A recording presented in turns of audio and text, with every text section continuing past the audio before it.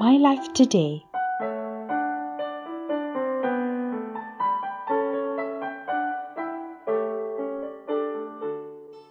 The grace of God is for me.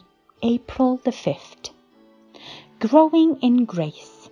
By the grace of God, I am what I am, and His grace, which was bestowed upon me, was not in vain, but I labored more abundantly than they all. Yet not I, but the grace of God which was with me. 1 Corinthians chapter 15, verse 10.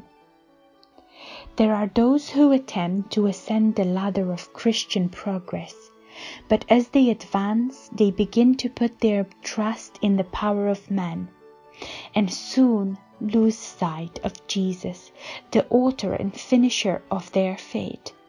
The result is failure, the loss of all that has been gained.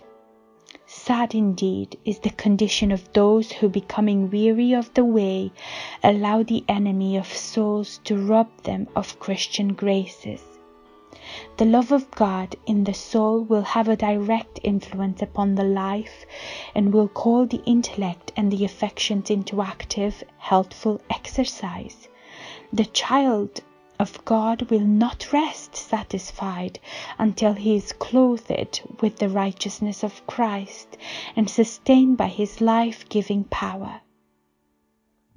When he sees a weakness in his character, it is not enough to confess it again and again.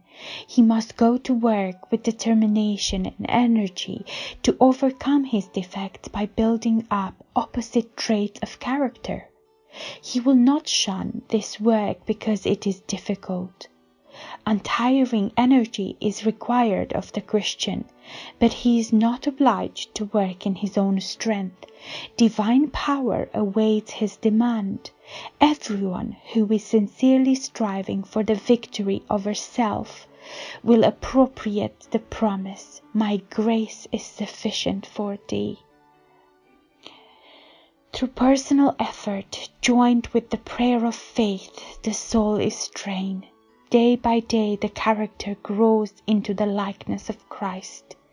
It may cost a severe conflict to overcome habits which have been long indulged, but we may triumph through the grace of Christ.